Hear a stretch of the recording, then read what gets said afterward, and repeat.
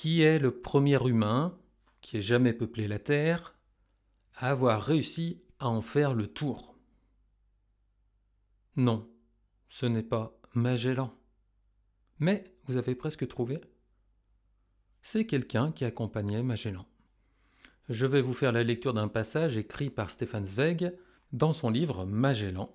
Et il raconte le périple de Magellan. Et à la page 220, à Massawa, cette petite île insignifiante de l'archipel des Philippines, que l'on ne peut trouver qu'à la loupe sur la carte, Magellan connaît encore l'un des moments dramatiques de sa vie.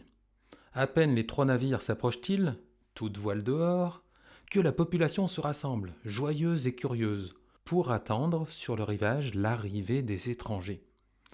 Mais avant de débarquer, Magellan envoie, par mesure de prudence, son esclave Enrique comme intermédiaire, supposant très justement que les indigènes auront plus de confiance en un individu de leur couleur qu'en des hommes barbus à la peau blanche, si étrangement habillés et armés. Et voici que le miracle se produit. Criant et gesticulant, les indigènes à demi nus entourent Enrique.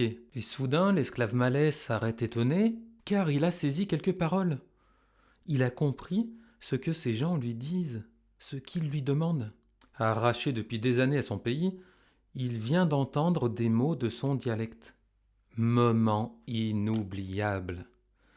Pour la première fois, un homme est revenu à son point de départ après avoir fait le tour du monde.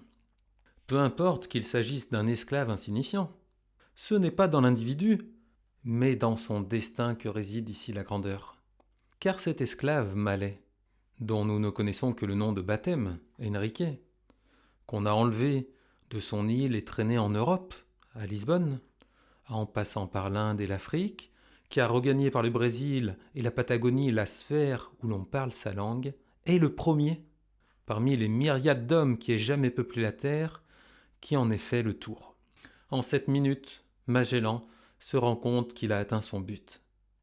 Il est revenu par l'Est à la sphère des langues malaises, qu'il a quitté 12 ans auparavant en se dirigeant vers l'Ouest. Bientôt, il sera à Malacca, où il a acheté son esclave, et où il le ramènera sain et sauf.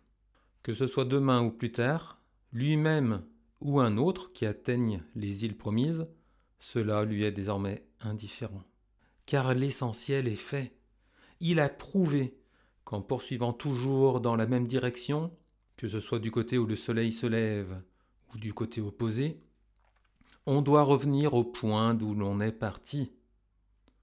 Ce que les savants supposaient depuis des milliers d'années est devenu, grâce au courage d'un individu, une certitude.